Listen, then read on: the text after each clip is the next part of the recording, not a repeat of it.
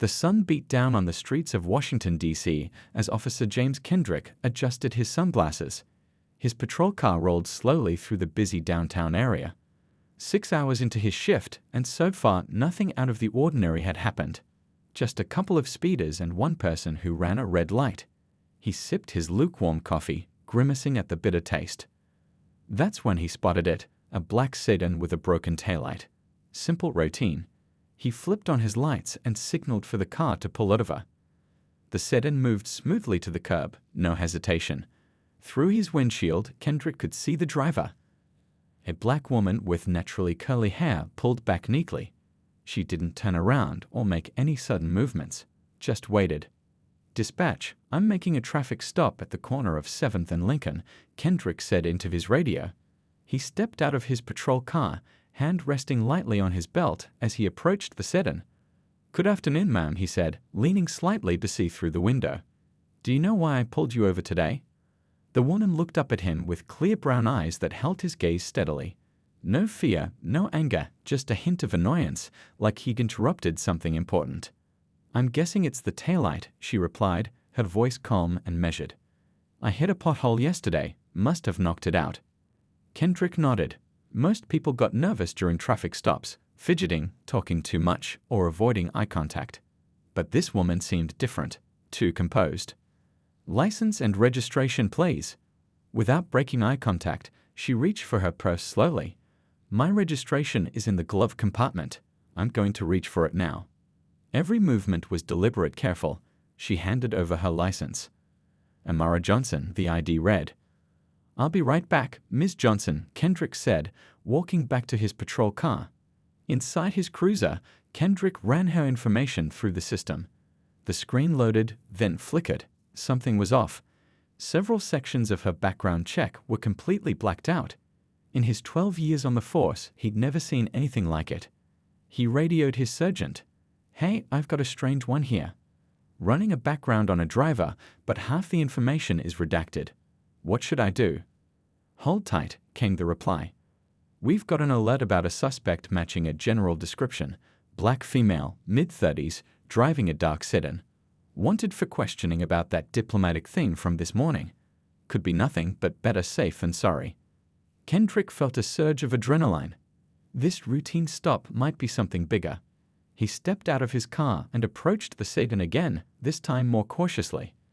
"Ms. Johnson, I'm going to need you to step out of the vehicle, please." She looked at him, and for just a second, he caught something in her eyes, not fear, but calculation, like she was solving a complex problem in her head. "Is there a problem, officer?" she asked, already unbuckling her seatbelt. "Just need to clear up a few things," he said, hand now resting more firmly on his belt. Amara stepped out of the car with the same controlled movements. She stood straight, hands visible, nothing threatening in her posture. Yet something about her seemed different, professional, like a soldier standing at ease.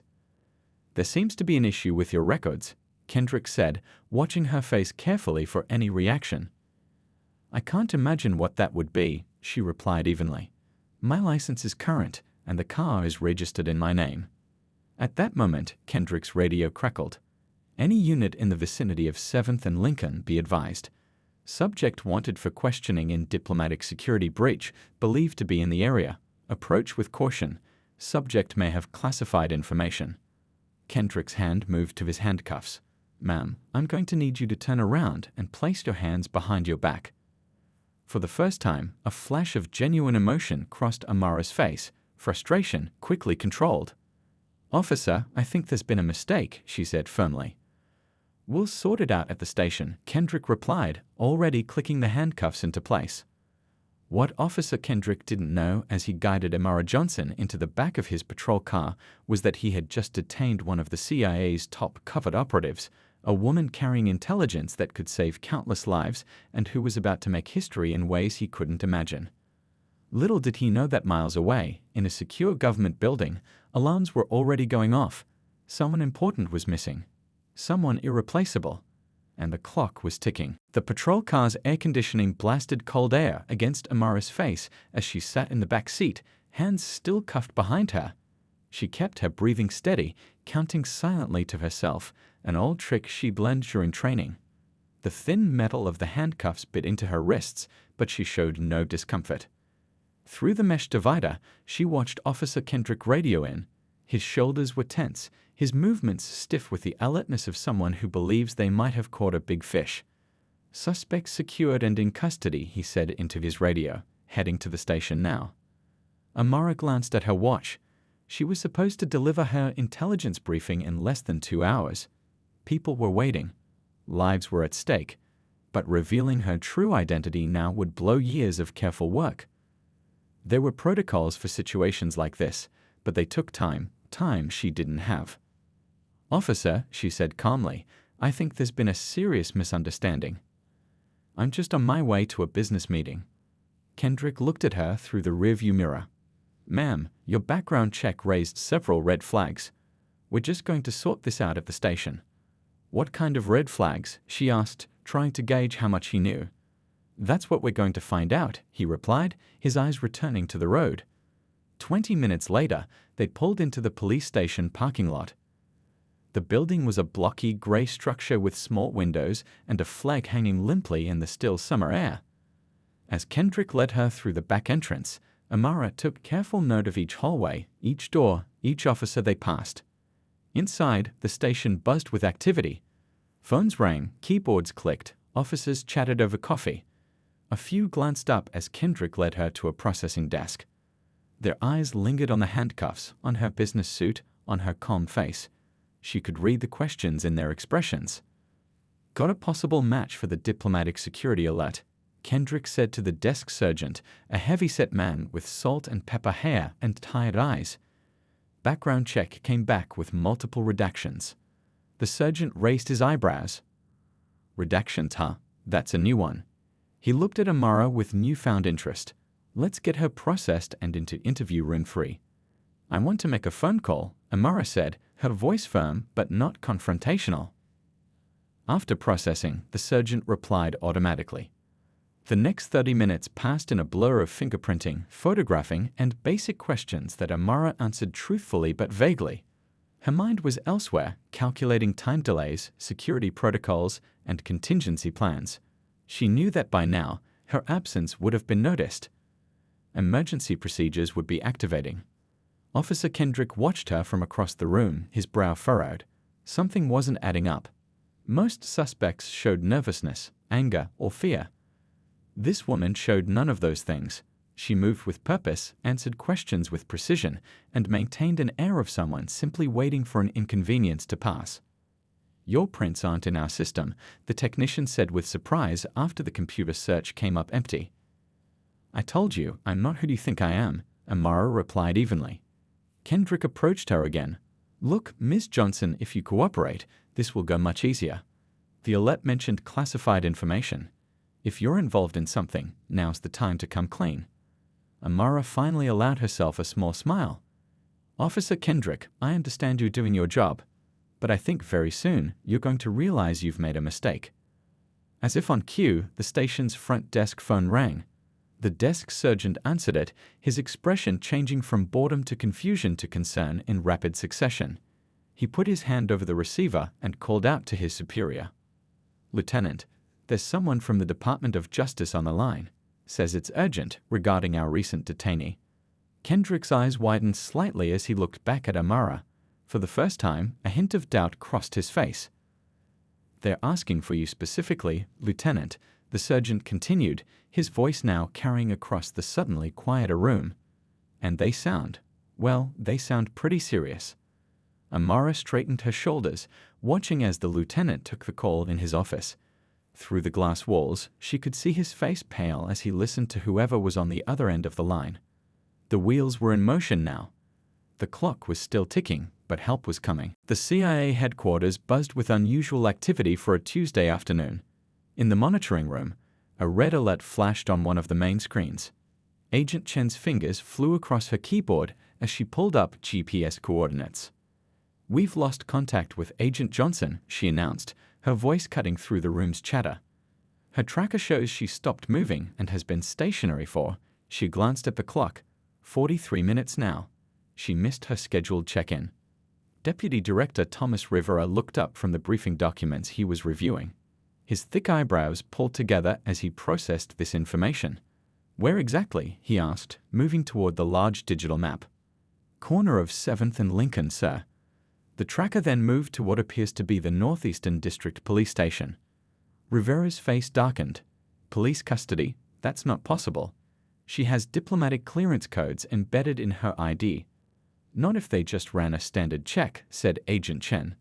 "Those redactions would raise flags rather than clear them without the proper authorization codes." Rivera checked his watch. Operation Nightshade was scheduled to launch in less than 3 hours. Amara Johnson wasn't just any field agent, she was carrying critical intelligence that had taken months to gather. Intelligence that could prevent an attack on U.S. soil. And beyond today's mission, there was the bigger picture. After 15 years of exemplary service, Amara was days away from a historic appointment. The president himself had signed off on her promotion to lead the CIA's Clandestine Services Division, the first black woman to ever hold the position. The announcement was scheduled for Friday. "Get me everything on that police stop," Rivera ordered. "Traffic cameras, dispatch recordings, everything. And find out which officers have her in custody." The room erupted into controlled chaos as analysts pulled data from various systems. Agent Lee, a liaison specialist, approached Rivera's side. "Sir, should I contact the police station directly?" he asked. Rivera shook his head. "Not yet. We don't know who's listening or what they know. We need to be careful here." On another screen, satellite imagery showed the police station from above. Rivera studied it, mentally calculating extraction scenarios if things went sideways. "Sir, we have the officer's body cam footage coming in now," called out an analyst from across the room. They gathered around a monitor as grainy footage showed Officer Kendrick approaching Amara's vehicle. They watched the interaction unfold, noting Amara's careful responses, her controlled demeanor. "She's playing by the book," Rivera said with a hint of pride, "not breaking cover even when it would be easier." The footage continued until they saw Amara being placed in handcuffs and led to the patrol car. "This is bad," said Agent Lee. "If local police dig too deep, they could compromise everything we've been working on." Rivera made a decision. "Activate Protocol 447. Get our DOJ contact on the line immediately." Protocol 447 was rarely used, a delicate procedure for extracting an agent from local law enforcement without revealing CIA involvement. It required a careful dance of jurisdictional claims and security clearances. As the team sprang into action, Rivera stepped into his office and closed the door. He picked up a secure phone and dialed a number only 5 people in the world knew existed. "This is Rivera," he said when the line connected. "We have a bluebird situation. Asset Nightingale is in temporary custody. Timeline is critical." The voice on the other end responded with just 3 words. "Understood. Moving now." Rivera hung up and stared out his window at the Washington skyline. The next hour would determine whether months of intelligence work would succeed or fail, whether lives would be saved or lost. He thought about Amara, sitting in that police station. He'd personally recruited her 12 years ago, seeing something special in the brilliant linguistics graduate. Now she was one of their best, cool under pressure, sharp as a tack, and absolutely committed to the mission. He just hoped it would be enough to get her through this unexpected detour. Because right now, with the clock ticking down, Amara Johnson might be the only person who could connect all the pieces before it was too late. Outside his office, the emergency response team was already gearing up, ready to move the moment they got the green light. Officer Kendrick watched through the one-way glass as Amara sat perfectly still in the interview room. No fidgeting, no nervous glances at the clock on the wall, no pacing around the small space. She just sat straight-backed in the metal chair, hands folded on the table, eyes focused straight ahead. "Something's not right about this one," said Lieutenant Powell, coffee mug in hand as he joined Kendrick at the window. 20 years on the force, and I've never seen a suspect sit so still." Kendrick nodded. The uneasiness that had started during the traffic stop had only grown stronger. "Her background check is like nothing I've ever seen before. Half of it's just gone, blacked out." "Military, maybe," suggested Powell. "Maybe. But why would she be flagged in connection with a diplomatic security breach?" Before Powell could answer, Officer Rodriguez rushed up to them, slightly out of breath.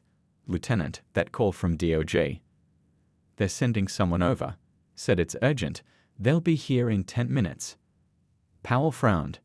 Department of Justice doesn't move that fast for anything less than a national security threat. Kendrick looked back at Amara through the glass. Who was this woman? Inside the interview room, Amara kept her face neutral despite the thoughts racing through her mind. She had trained for situations like this: containment, isolation, maintaining cover, but training was different from reality. Every minute she spent in this room was another minute lost. The intelligence she carried needed to be delivered today, not tomorrow, not in a few hours. Today. Her eyes drifted to the television mounted in the corner of the room. It was tuned to a news channel, the volume low. The scroll at the bottom of the screen caught her attention. Bedeor A. King. Security alert at National Harbor Convention Center. Suspicious activity reported. Amara's heart rate quickened slightly. National Harbor, that was the target location in her intelligence briefing. The pieces were moving faster than anticipated. She needed to get out of here now. The door opened and Officer Kendrick entered with a folder in his hand. He sat across from her, opened the folder, and spread out a few papers. "Ms. Johnson, we've been trying to verify your identity, but we're running into some unusual obstacles." Amara's eyes met his steadily. "What kind of obstacles, officer?" "For starters, your fingerprints aren't in any system we have access to. Your background check contains multiple redacted sections, and your name has been flagged in connection with a security incident this morning at the Ecuadorian embassy." Amara allowed herself a small frown. "I can assure you I have nothing to do with any embassy incident. I work in international consulting. I was on my way to an important meeting when you pulled me over." "International consulting," Kendrick repeated, not bothering to hide his skepticism. "With which firm?" "Lakewood Partners," she replied smoothly. It was one of her established cover identities, complete with website, office space, and phone line, all maintained by the agency. Kendrick made a note. "And what exactly does Lakewood Partners consult on?" "Trade negotiations, primarily. Some cultural exchange programs." She glanced at the TV again. The news was now showing police cars outside National Harbor. Kendrick noticed her gaze shift. "Something interesting on the news?" "Just wondering how long I'll be here," she replied. "As I mentioned, I have an important meeting." The door opened again, and Lieutenant Powell stuck his head in. "Kendrick, a word." Outside in the hallway, Powell looked troubled. "The DOJ rep just arrived, but there's someone else with him. They're showing credentials I've never seen before. They're asking for immediate, private access to the detainee." Kendrick's eyebrows shot up. "What kind of credentials?" "The kind that make my boss's boss nervous," Powell said quietly. "Whatever this is, it's way above our pay grade." Back in the interview room, Amara heard footsteps approaching. Multiple people moving quickly. She straightened her jacket and took a deep breath. The wheels were turning now. The door swung open and a man in a dark suit entered. His face was familiar to Amara, Agent Taylor from Internal Liaison. Behind him stood another man she didn't recognize, likely the DOJ contact. "Officer Kendrick," said the first man, "I need the room immediately." Kendrick hesitated, looking between Amara and the newcomers. The situation was spiraling beyond his control, and he knew it. "Officer," the man said more firmly, "national security is at stake. Every minute counts." The words hung in the air like a physical presence. National security. The one phrase guaranteed to open doors and end questions. Kendrick looked at Amara one last time. For a brief moment their eyes met and something passed between them. A silent acknowledgement that nothing about this day was what it had seemed. Officer Kendrick stood in the hallway outside the interview room, his back against the wall, mind racing.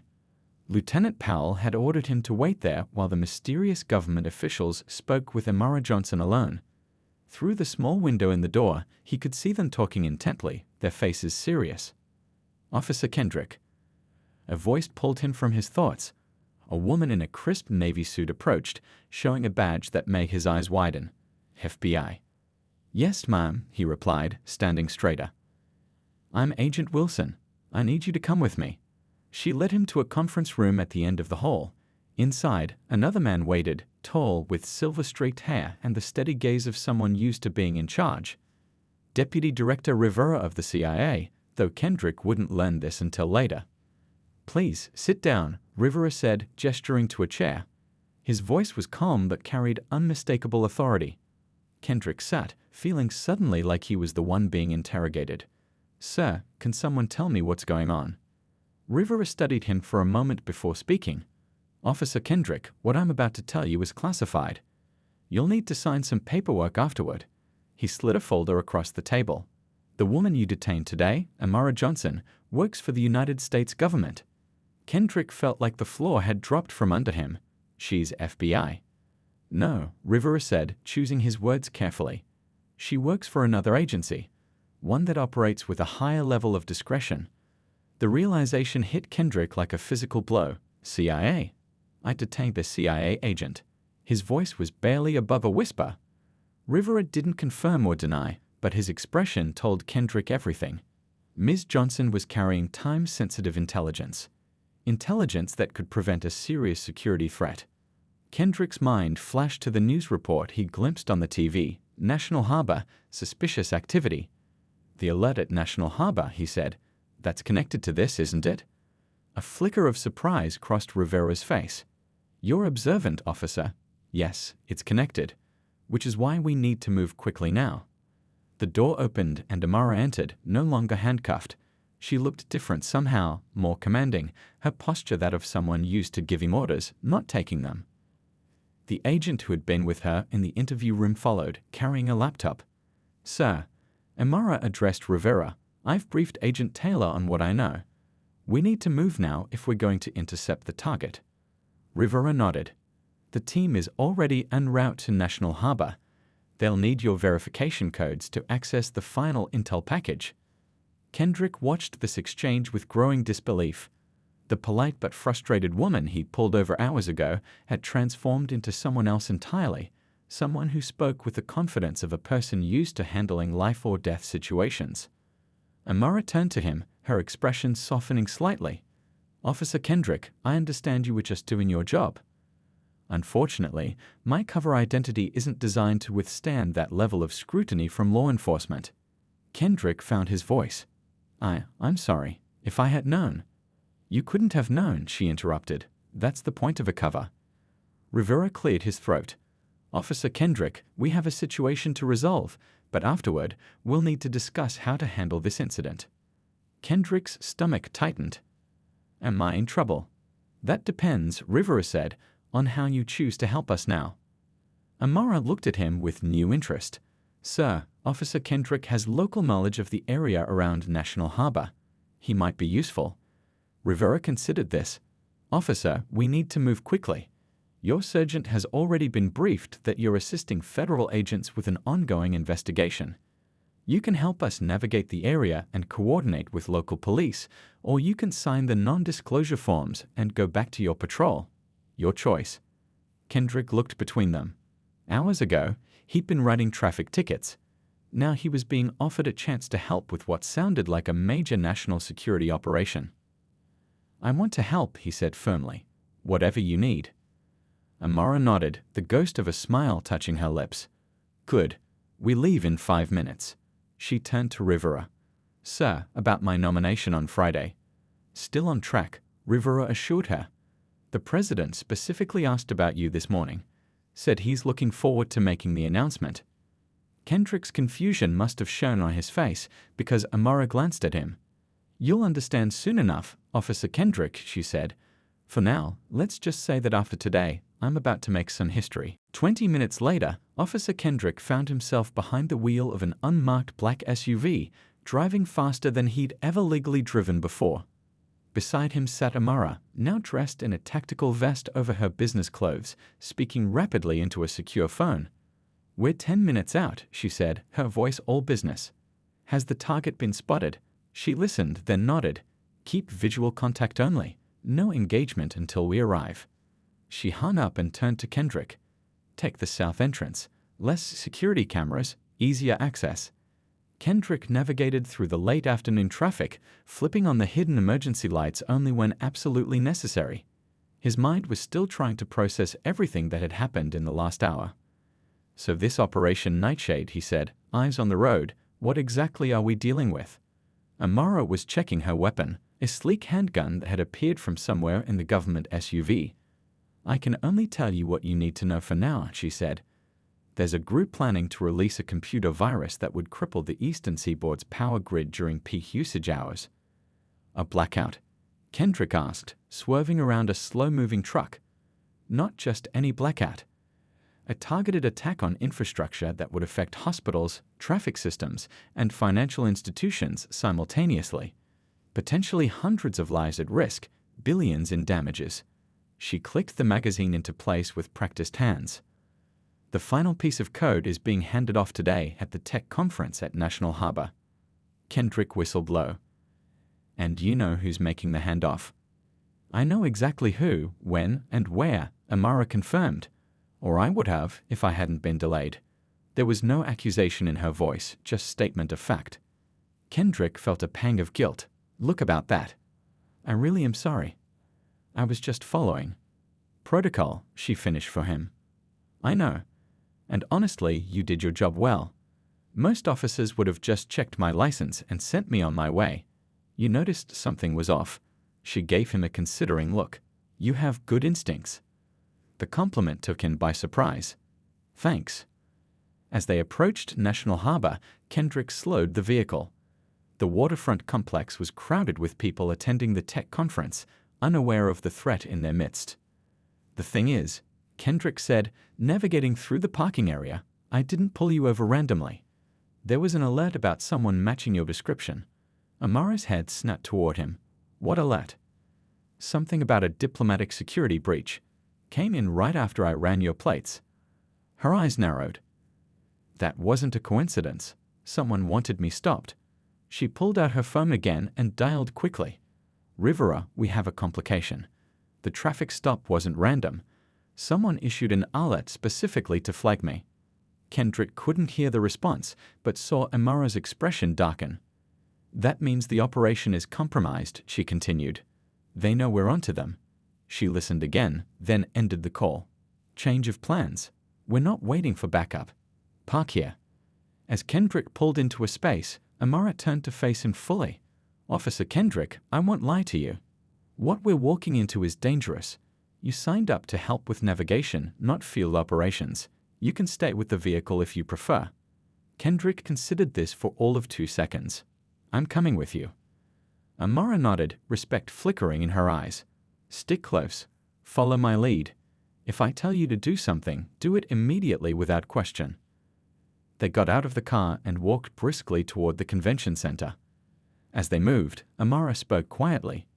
"You asked earlier about how profiling had affected my career. The truth is, I've dealt with it my entire life, in college, in training, in the field. People see a black woman and make assumptions about what I can do, what I know, where I belong."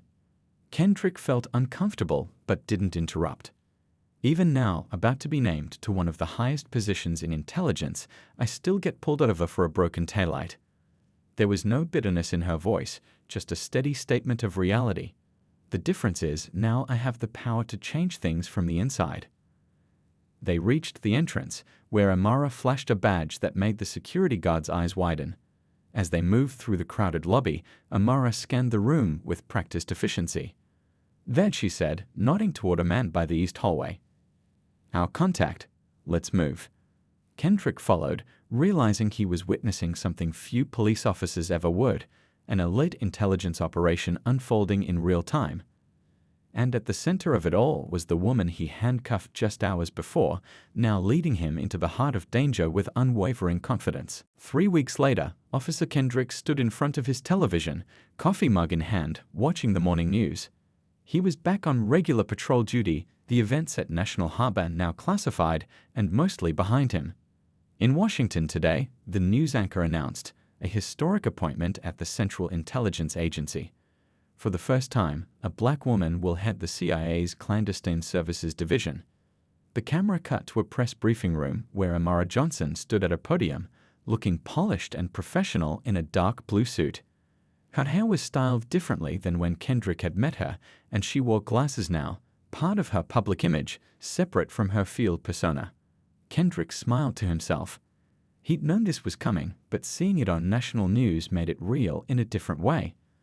Ms. Johnson brings 15 years of intelligence experience to this position, the reporter continued.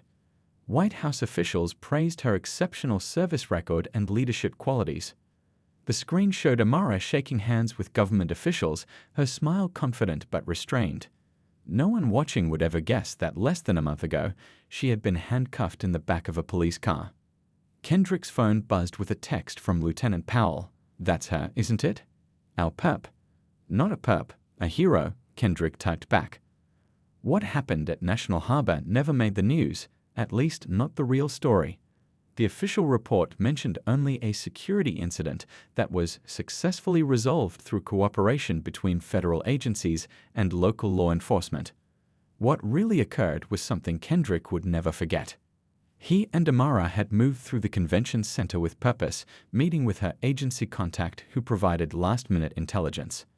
Together, they had intercepted the handoff of the malicious code just moments before it was scheduled to happen. There had been a brief confrontation, contained quickly and quietly by Amara and her team, with Kendrick's local authority helping to manage the scene afterward.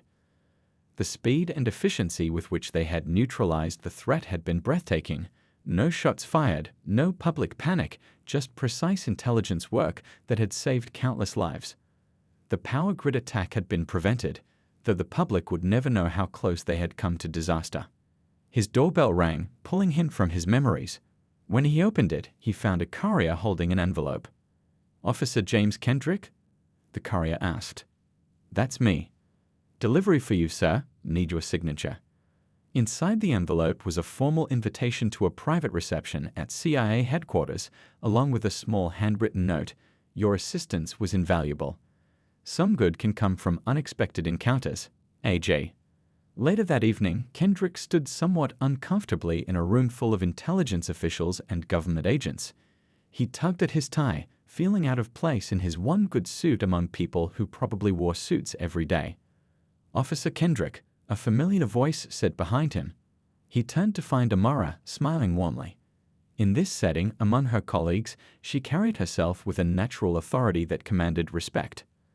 "Or should I say Deputy Director Johnson now?" he asked, returning her smile. "Amara is fine," she replied. "I'm glad you could make it. Wouldn't have missed it. Congratulations on the appointment. It's well deserved." "Thank you."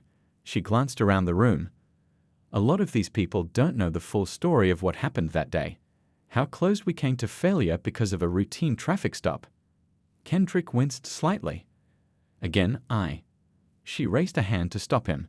"That's not where I was going with this. That day taught me something important. The systems we create sometimes work against the very people trying to protect them. Profiling isn't just a personal injustice, it's a national security risk." "I've been thinking about that too," Kendrick said. "Actually, I've started a training program at my precinct about unconscious bias in policing." Surprise and approval flashed across her face. "That's excellent work." Deputy Director Rivera approached them, champagne glass in hand. "Ah, Officer Kendrick. Good to see you again." "You too, sir." Rivera turned to Amara. "The President sends his regrets that he couldn't be here tonight. He asked me to convey his personal congratulations." As they spoke, Kendrick looked around the room, still amazed at how a broken taillight had led him here. A simple traffic stop that had nearly derailed a critical operation had instead become a catalyst for change, both for Amara's historic appointment and for his own journey toward becoming a better police officer. Sometimes the most unexpected encounters could lead to the most meaningful transformations.